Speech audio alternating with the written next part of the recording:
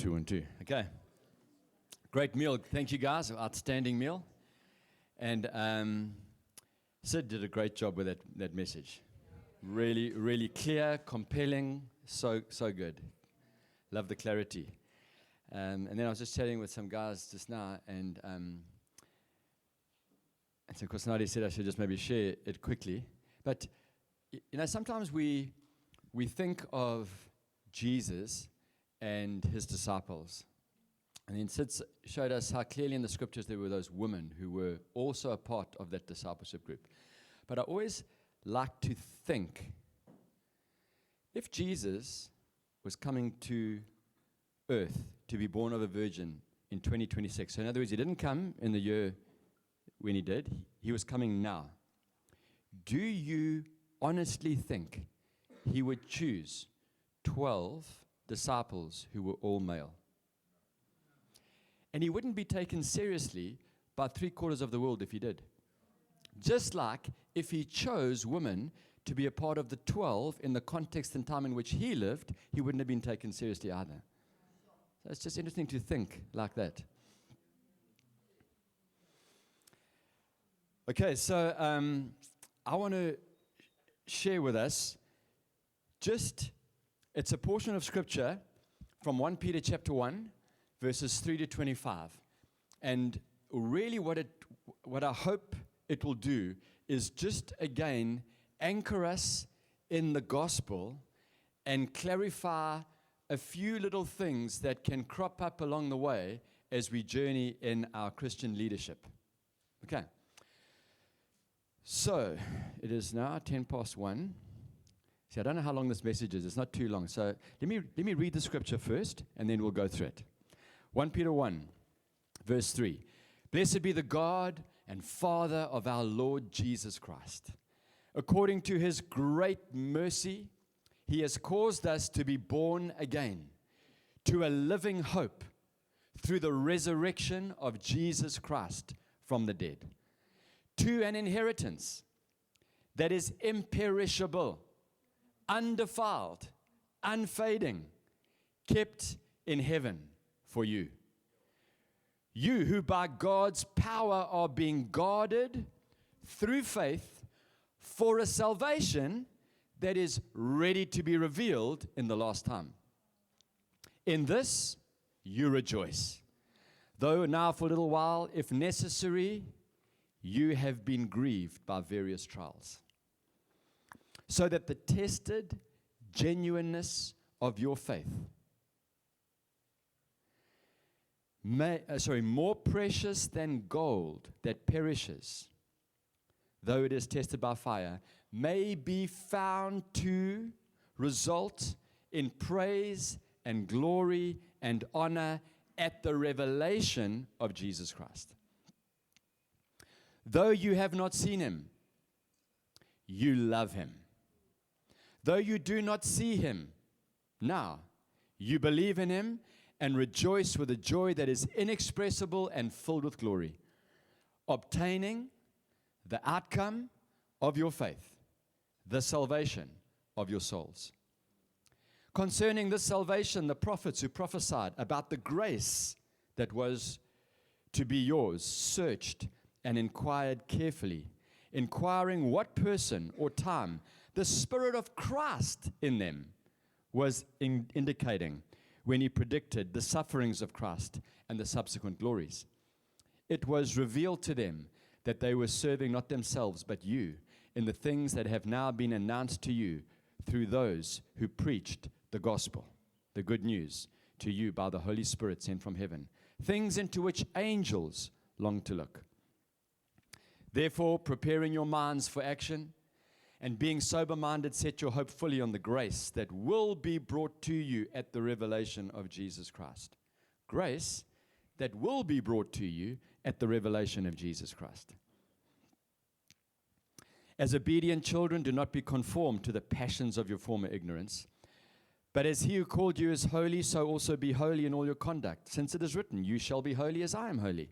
And if you call on him as Father, who judges impartially according to each one's deeds, conduct yourselves with fear throughout your time of exile, knowing that you were ransomed from the futile ways, inherited from your forefathers, not with perishable things like silver or gold, but with the precious blood of Christ, like that of a lamb without blemish or spot.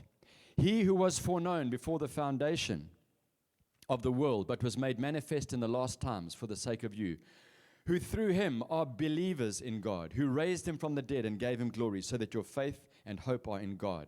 Having purified your souls by your obedience to the truth, for a sincere brotherly love, love one another earnestly from a pure heart, since you have been born again, not of perishable seed, but of imperishable, through the living and abiding word of God. For all flesh is like grass, and all its glory like the flower of the grass. The grass withers, the flower falls, but the word of the Lord remains forever. And this word is the gospel that was preached to you. This word is the gospel that was preached to you. All right, so we're going to look at that portion of Scripture. First of all, blessed be the God and Father of our Lord Jesus Christ, according to his great mercy, has caused us to be born again. So we've really got to always go back to this reality, this experience, and the functional reality of this, that we have been born again. We have had a new start, like a completely new start. If you are born again, then something has died. Something has died, and you have come alive. Yes, we were once spiritually dead, enemies in our minds towards God, but now that we've been born again, we are now alive to God. We are at peace with God. We are friends of God. We are sons and daughters of God. But we've been born again to see things differently, to think differently, and we are new creations. But there is this death of the old man. It's no good championing and triumphing, I'm born again, if you do not fully come to terms with the reality that you have died. Whatever death that was is powerful. It's gone. It's died with him. It's buried with him. And you've been raised to new life in him. You've been born again. This isn't just an mystical, ethereal, spiritual thing, although it is a spiritual thing, but it is supposed to be a spiritual reality that establishes you on a foundation of a completely new way of living and thinking and being. Let me explain it like this. If you died, whatever was before has died. Whatever was before has died. Whatever pain, emotional pain, trauma, guilt, shame, condemnation, whatever was before has died. The old has passed away. In the way God sees it, that's our spirituality. It has died. And we have come in, we have been born again into a new life, but more importantly, into Christ. And you have died, and your life is hidden with Christ in God. So in God, now hear me now, in God, in Christ, which I want to talk about more tomorrow, what it means to be the joy of union with Christ. But when you have died and you have now are alive in Christ Jesus, there is no trauma. In Christ Jesus, there is no condemnation. In Christ Jesus, there is no shame. There is no guilt. There is no emotional pain in Christ Jesus. That rests in something that God says, I want you to know you have died. But now I'm going to talk about the reality of how we live through this through this portion of Scripture, because it talks about it. And that's why I've chosen this portion of Scripture. But it's important to realize that something profound has happened to you as a person, where you have died with Christ, being raised to new life, and are now in Christ Jesus. You're alive in him. We have stepped out of the old man and are now, these are the kind of things the Bible talks about, we are now clothed with Christ. We are now put on Christ. You are now in Christ. Everything has become new. So you have been born again to a living hope. I just want to say something quickly because I just feel the Holy Spirit stirring me. When what I've just said, okay, does not negate the reality that some people who are Christians still experience trauma from their past. Okay, so some people still experience it. But what I'm trying to do is show you that theologically, we need to grow in our understanding of what has transpired through the death and resurrection of Jesus. But we've been born again to a living hope. In other words, it's an ever alive hope. It's a hope that does not dwindle or fade or die. It's a Zoe life of God, a God-living hope. That means we always have hope in Christ. There is never a time or a moment where you should be hopeless in Christ. In him, there is absolute hope. So we're born again to this living hope through the resurrection of Jesus from the dead. Why? Because you died with Christ, and through his resurrection, you've been resurrected into this living hope. If you're in him, you were with him when he died, and you were with him when he got raised to life, and now we're living today in 2026 in that resurrection life, which is the life of the power of the Spirit to raise him from the dead that I spoke about earlier. But you've also been born again into an inheritance that is imperishable, undefiled, unfading, kept in heaven for you. So what does heaven mean? Heaven is the realm of God. So what we like to think of is that means that it's kept in heaven for me for one day when I die and I go to heaven.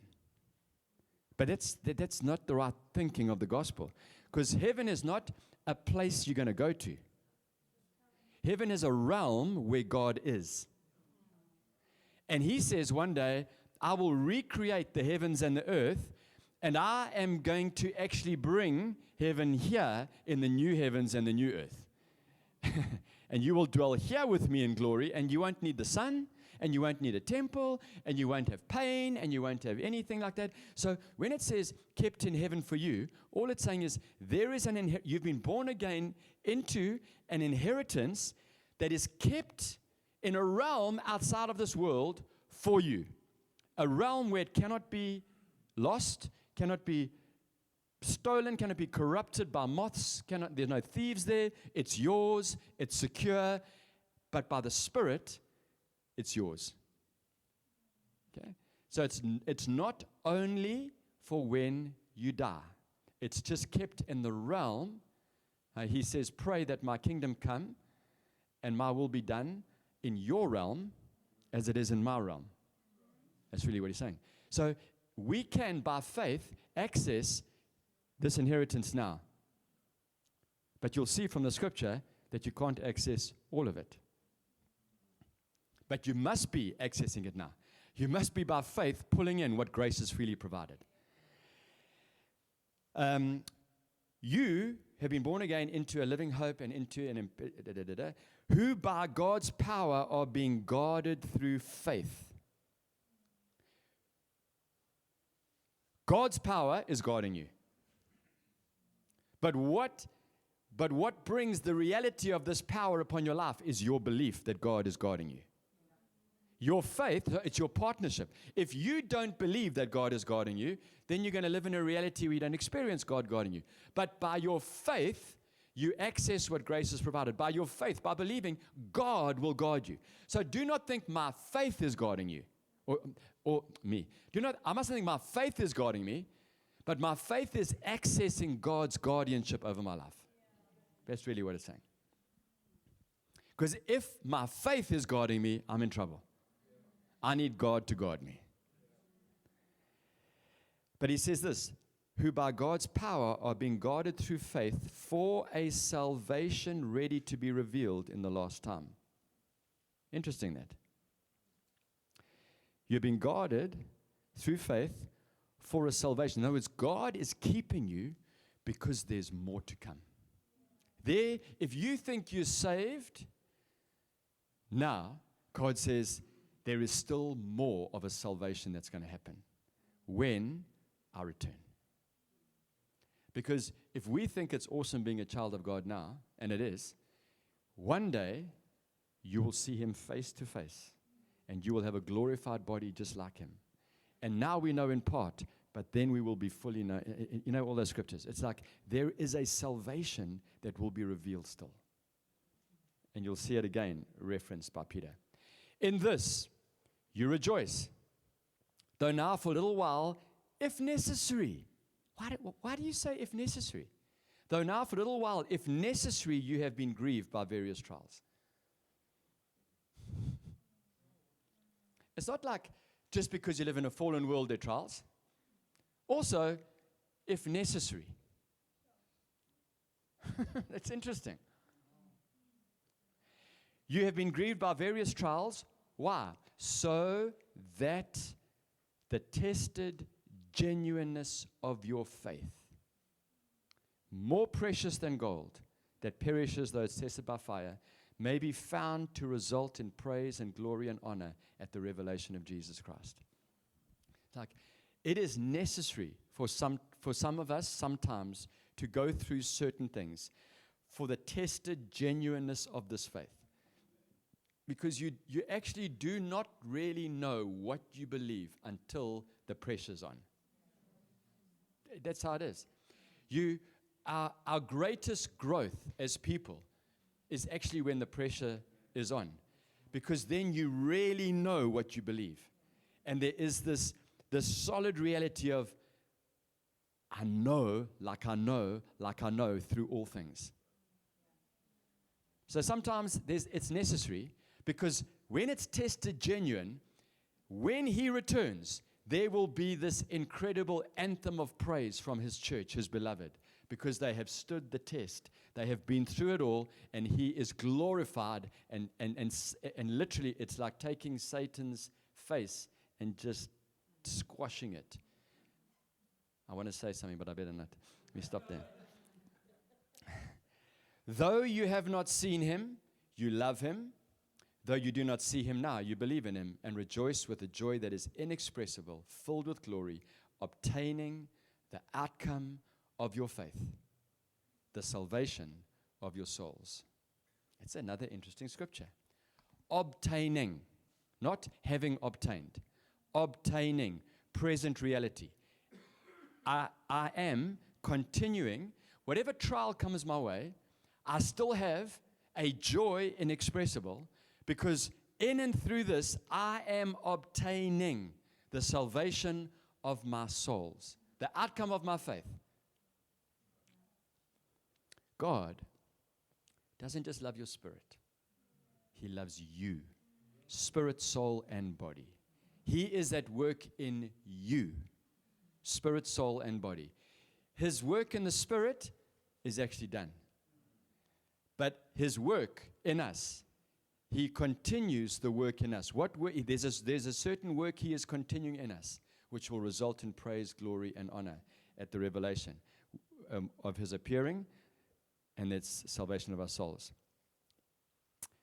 Listen to 1 Corinthians 15, 1 and 2. Paul says this, now I would remind you, brothers, of the gospel that I preached to you, which you received, past tense, in which you stand, present tense, and by which you are being saved, if you hold fast to the word I preached, the gospel, unless you believed in vain. So you can see there is this, I am saved, I am being saved, and I will be saved. And how do I know? Because God is doing it. He has saved me, He is saving me, and He will save me. It is 100% sure. He never fails at what He does. Goes on to say this, concerning this salvation, the prophets who prophesied about the grace that was to be yours searched and inquired carefully, inquiring. I don't want to spend time on that. It's just saying there were these prophets, men and women in the Old Testament, who had the Spirit of Christ in them, the Holy Spirit, who was pointing, who was revealing things to them about the coming Messiah. And they would prophesy, and they weren't serving themselves. And they weren't even only serving the people of their time, but they were serving you who would believe in Christ. They were the forerunners, the prophets who were announcing the coming of Jesus. And then he says this, it was revealed to them that they were serving not themselves but you in the things that have now been announced to you through those who preach the good news. So now the gospel preachers, like Paul and Peter and them, are now preaching this gospel that is connected to what they announced. So this is a heritage of faith. This is not just a new thing. This is an age-old thing that God began in the beginning and is brought to completion now in Christ. And there is this beautiful connection. Therefore, preparing your minds for action. And being sober-minded. Set your hope fully on the grace that will be brought to you at the revelation of Jesus Christ. I have received abundance of grace. That's what Paul writes. The super abundant grace of God.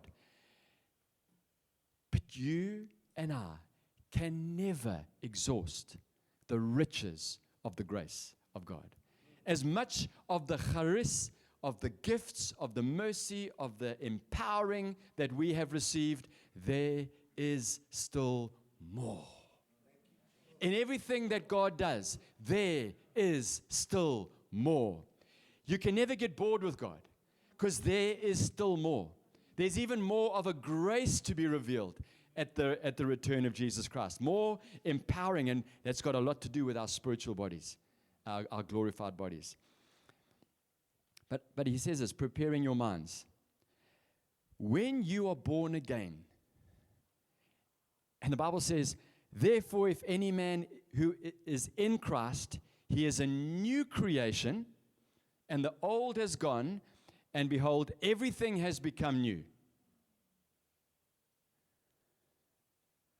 Why does the Bible talk so much about our mind? Like there's still so much that he says about how you think. Like here he says, therefore, prepare your minds for action. It's like this is not automatic, this part. What you think here isn't just automatic. Just because you're now born again, you don't get a completely, instantaneously heavenly mind. We as the body of Christ, have the mind of Christ. The Bible doesn't say, I have the mind of Christ. It says, we have the mind of Christ. Because Andrew has something by the Holy Spirit, Beryl has something, Ray has something, unit, and together we, as the church, we have the mind of Christ. But me, Greg, I am called by God to have this mind renewed. My way of thinking established through ages, and you can do all the neuroscience and there's all that stuff which backs it up. But God's word is clear. Therefore, do not be conformed to the pattern of this world, but be transformed by the renewing of how you think, the metanoia, the complete transformation of how you think. Paul writes in Philippians 4, therefore stop thinking about these things, and please start thinking about these things. You know, he says that? Think about what's noble, what's true, what's good, because this part here is not completely new. My spirit man is completely new. I'm spirit, soul, and body. You are receiving the goal of your faith, the salvation of your souls. The soul is my human being part, the essence of who I am, that is safely now in Christ, but being practically revolutionized, practically transformed. Bible says this, as I behold the glory of God, which is in the face of Christ, I am being transformed from one degree of glory to another. This comes from the Lord, who is the Spirit. So the work of the Lord in me is transforming me as I keep Him front and center, as I fix my eyes upon Him, not on things of the world, as I fix my mind upon Him. That's why Colossians, he says, so fix your mind, because your mind isn't automatically fixed. Fix your mind on things above, where Christ is seated at the right hand of God. Think on these things. Renew your mind according to, don't be conformed. So you can see there's still process of transformation happening here. I don't know about you, but that's my reality, and I see it in the scriptures.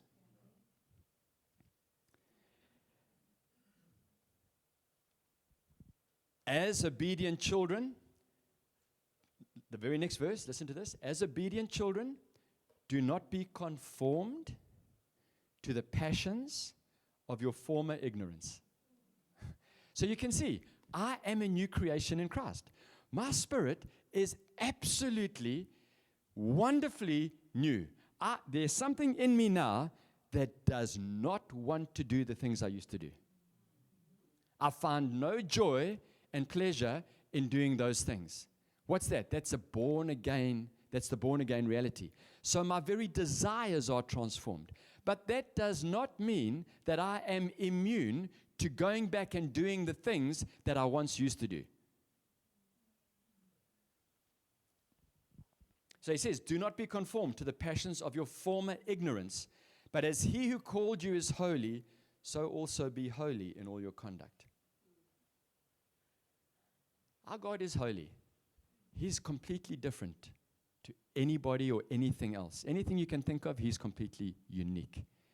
And He says, I want you to be my peculiar people, my called out ones, my ecclesia, who are in me, who are saved by my grace, who no longer are conformed to the pattern of this world, who no longer are conformed to your former behaviors which you had through ignorance. You had no clue. Now you have been enlightened to the truth of my love for you, of my plans for you, of how I want to prosper you, of your sonship and your daughterhood. And as you keep renewing your mind in this, you don't have to go back to that ever. You don't have to experience that ever. But you will still experience what? Temptation. You and I are not going to get away from temptation. Jesus was tempted. He was tempted and He overcame the devil. But please don't use, no, let me not say that. Some people will say this, Jesus was tempted on my behalf.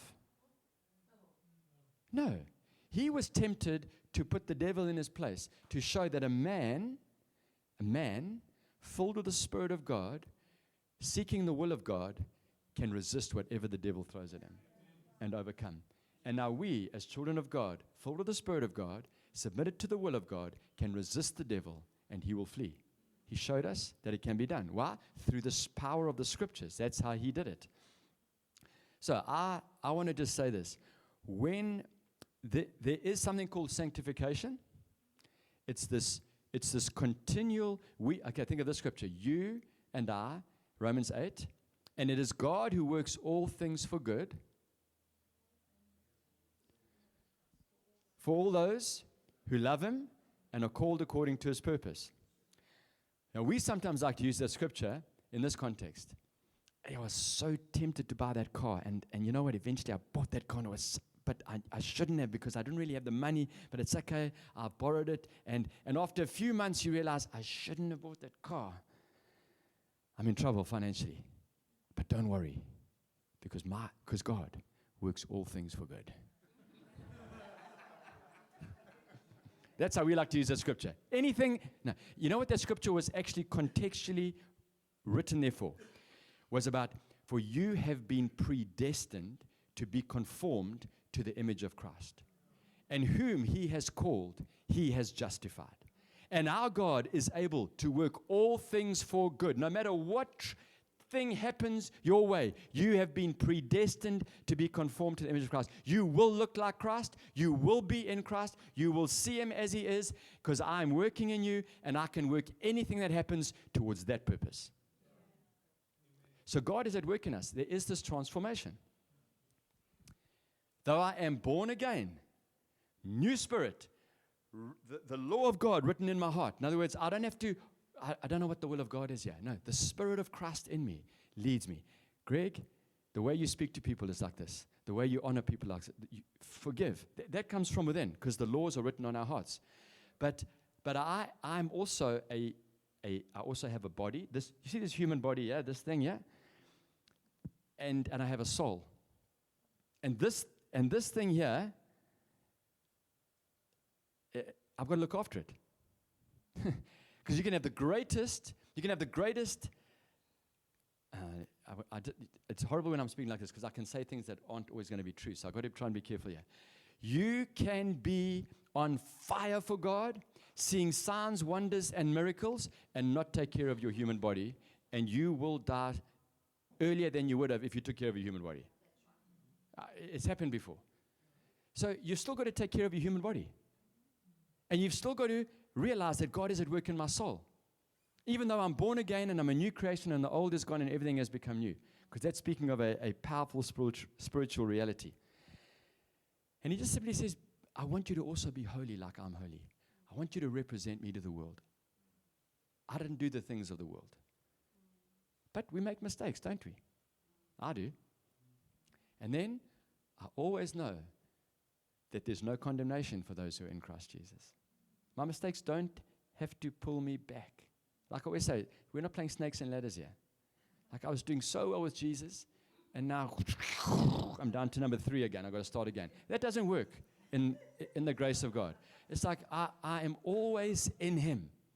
Even when I make a mistake, but we ought to carry this gift of repentance. Repentance is a beautiful thing. Repentance isn't an old covenant thing. Repentance is a heart that turns towards God. It says, God, my heart's always turning towards you. Soft. Not hard, not arrogant. Just, God, your way is better than my way. I realize that I didn't bring you glory there. But there should be no accompanying guilt. If there's accompanying guilt, then your conscience is condemning you. And that's got to be dealt with. But in Christ, it's not for us. But now, and if you call on him, what's the time here? Thank you. If you call on him as Father who judges impartially according to each one's deeds, conduct yourselves with fear throughout the time of your exile. What's he saying there? He's saying, conduct yourselves with this beautiful fear of the Lord, because God is the judge before whom all men must give an account. We who are in Christ have already passed through the judgment. However, Paul writes in 2 Corinthians 5 verse 9, listen to this. So whether we are at home or away, that means whether we are, let me just carry on for time's sake, we make it our aim to please him. For we must all appear before the judgment seat of Christ, so that each one may receive what is due for what he has done in the body, whether good or evil. So I've already passed through judgment. In other words, I am in Christ. I am in eternal life. I am in. I'm not going out. Okay? But I will still give an account for how I've husbanded my wife, how I've spoken to her, how I've treated her. I will still give an account. And I may lose reward. Really. Because rewards are real with God. He says, I'll give you 5, I'll give you 3, I'll give you 2. I'll come back and see what have you done with the 5, with the 3, with the 2. You did well with the 5. Here's another 5. And you had 1, but you buried it. There's no 5 for you. Now, I don't know what that reward looks like. I don't know how many cities I don't know who knows what it looks like. It's an interesting discussion when you start to think about what really the new heavens and the earth will be like. It's really exciting. But hey, we haven't got time for that. But I just want to say, you live with the fear of the Lord. quick injection here about the fear of the Lord. It's so misunderstood. It's either underplayed or it's overplayed. So Isaiah 11 says this. Speaking of Jesus, out of the root of Jesse will come, and the Spirit of the Lord will be upon him. And then it describes him, the Spirit of wisdom, and the Spirit of knowledge, and the Spirit of understanding and counsel, and the Spirit of might, and the Spirit of the fear of the Lord. And his delight will be in the fear of the Lord.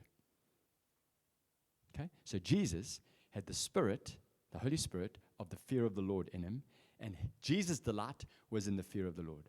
So, if you want to know what the fear of the Lord is, just study the life of Jesus. And how liberating is that? He didn't walk around afraid that God was going to punish him. He didn't walk around afraid that God was going to take his Spirit from him. He walked around in the fear of the Lord. That means this: I love and honor and admire you so much that all I want to do is please you. I want to keep my eyes on you and do what you want. That's the fear of the Lord right there. So live like that. Eyes on him. What's his will, not yours. And seek to, because you respect and honor and love him so much. That's how Jesus lived. That's the fear of the Lord. Okay. So live like that. Then, where am I? Quickly find it.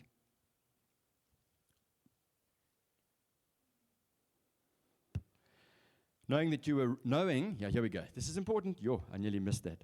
And if you call him as Father, judges, conduct yourselves with a fear throughout the time of your exile. Next verse. Knowing that you were ransomed. This is beautiful, this verse. Knowing that you were ransomed from the futile ways inherited from your forefathers. You were ransomed. That means somebody came and paid a price to rescue you and redeem you out of a slavery that was due to your forefathers and their way of life. You were ransomed, a price was paid for your freedom from your forefathers' ways. So in Christ, you're ransomed. I am free from. The price has been paid. There is no legal right to your life from your forefathers and whatever they did over the one who is now in Christ. He is a new creation. Whatever was of the old has died with Christ. Therefore, so my dad was a lovely, lovely man who had a drinking problem. So he wasn't an alcoholic in the sense that he would just binge and sell the curtains and that kind of thing, which happens to people. Some of you may know that experience. It's hectic. But my dad would always, each week, there was trouble. There was trouble in the home. When I came into Christ, I was born again at the age of 13, 14. I was set free from my father's way of life. I didn't need anybody to pray over me. Because I was ransomed, according to the scripture, from my forefathers and their way of life. However, just like I said earlier about the trauma, there are some Christians who are still plagued by the former way of life. We find that experientially, don't we? And sometimes a direct prayer, breaking something of their forefathers' way of life has brought them into freedom. Experientially, I've experienced that. I've seen it. If somebody comes to me and says, Greg, please can you pray for me because this is haunting me from my grandmother who was a witch or a whatever, and they say, please can you pray for me? I'm going to pray for them. Why? Because I want them free. But I didn't need anybody to pray for me to break anything from my father's functional alcoholism over my life. So then I go, well, what's happening here? So then I sometimes think this. Now, I am just putting this on the table. This is plausibly how I think. You can only have faith for what you hear. Faith comes by hearing. So when you hear the gospel, what gospel you hear, you have faith for and in. And therefore, according to the gospel that is preached to you and that you understand, you have faith. And so some people only have part of the gospel preached to them. And so they only have faith according to what they hear and understand. That can happen. Paul comes, Peter, one of them, in the book of Acts, he comes to, I think it was Paul. He comes to them and he says, hey, have you guys heard about the Holy Spirit? They say, never. What message, what gospel did you hear? We heard about John's baptism. He says, hey, there's a whole lot more, guys. And then suddenly, wow, we heard the full gospel. Now we understand. So you can only really walk in the freedom of the gospel that you've had preached to you. So that's why we've got to preach the pure, simple, whole gospel of God to people. Because I believe, if you understand it from the scriptures, then when you die with Christ and you come into Christ and you are set free, you are ransomed from your forefathers' ways.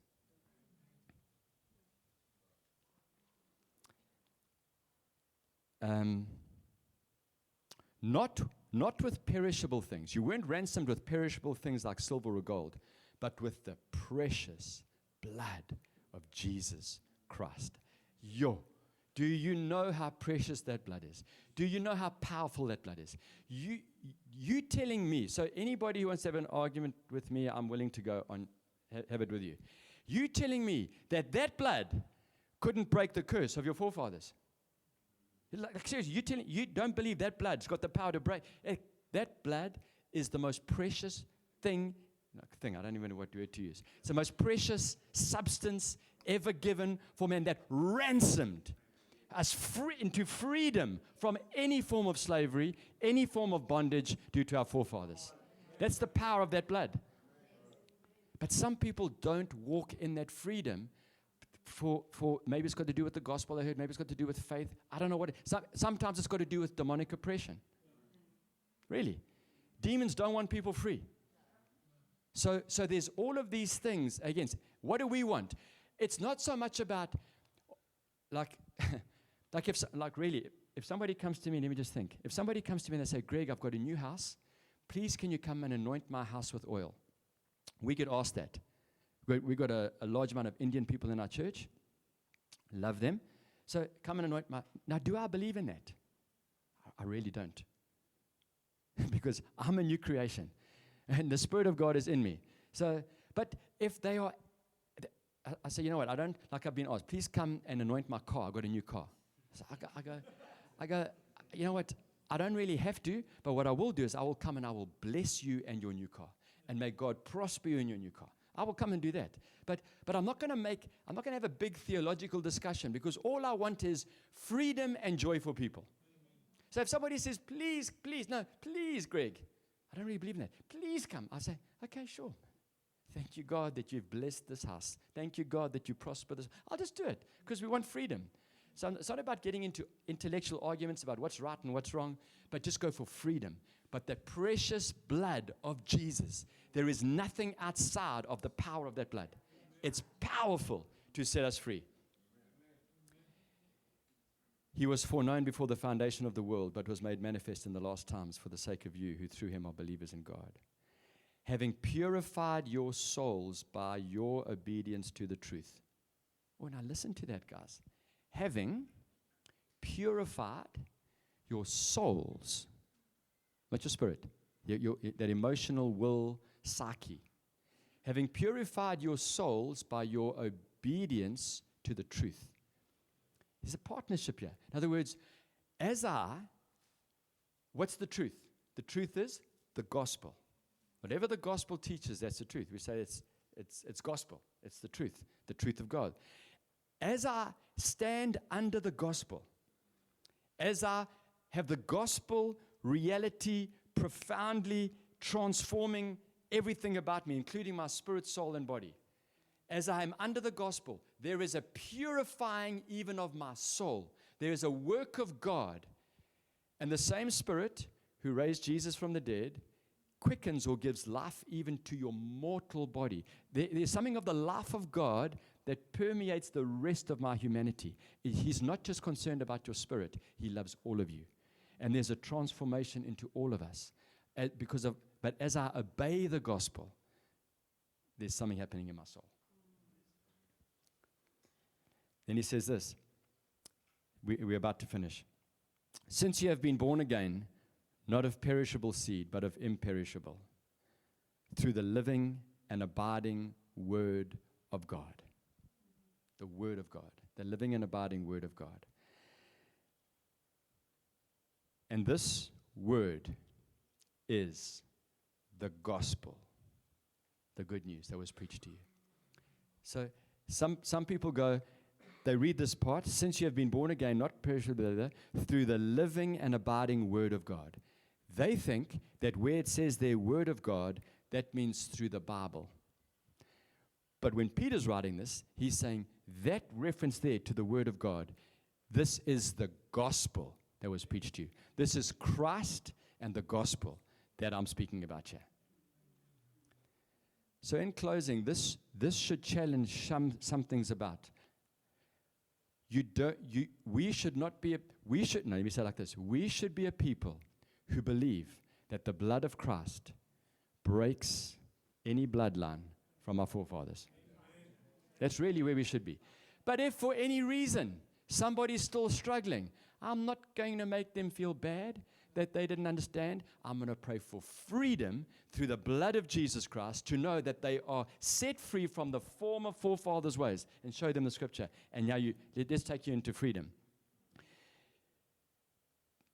We still might be confronted by, we will be confronted by the devil. He wants to stop us bringing freedom to people, but we know we're not afraid of him. We submit ourselves to God. We resist him. He flees. That's what the Bible says. He doesn't just hang around. He flees. Demons still operate around Christians because they want to deceive. They want you to believe a lie. They want you to get caught and trapped in a way of thinking that keeps you oppressed.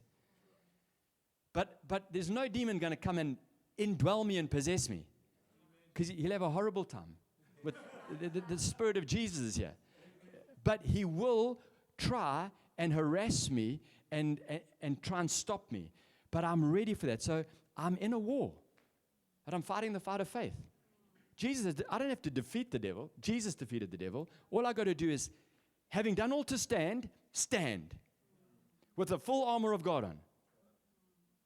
Praying in the Spirit on all occasions. That's our posture. Addictive behaviors. Some people are set free. Like I know I used to have a little bit of a foul mouth before I was a Christian. As a little boy, you just pick it up. 12 years old, you just cuss words. I cussed in front of my grand one. She nearly had a cadenza. She was a good Catholic. But the moment I was born again, it just stopped. It's like inside here there was something new. But there are some people who keep on. Now, that doesn't make them inferior, but let's encourage everyone towards freedom. But I'm still tempted to do other things. Not swear, but the other things I want to do. Because your enemy, the devil, prowls around like a roaring lion seeking whom he can devour. Spiritual warfare, I'll close with this. If he defeated Satan, what does the New Covenant teach about spiritual warfare? Because, and you may disagree with me, but I'll tell you what I believe, is that I can go into a realm, an atmosphere, that is oppressive. And I can feel it. Okay, you can sense it.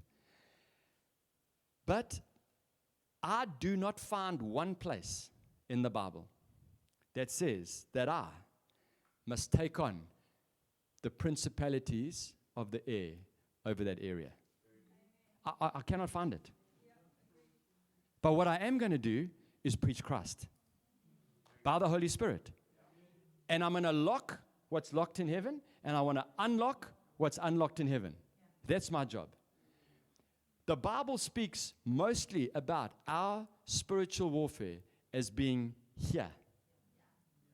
The strongholds in the mind, the thoughts and the imaginations that exalt themselves against the knowledge of God. That's the reality of the New Testament. Whatever you practice, make sure you can find it throughout the New Testament. Because otherwise, if Paul and Peter kept that secret from us, that's just not fair.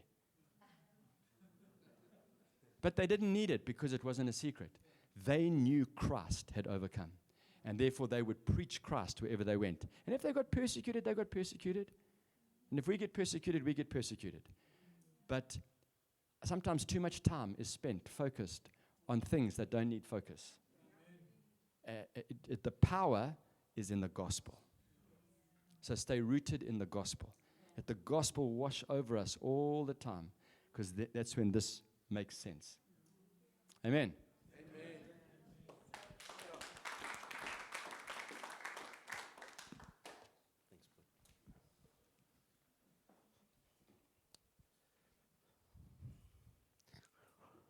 Wonderful. Sure. I was going to say a whole lot of other things, but you covered all that, and it was magnificent, Greg. Thank you so much.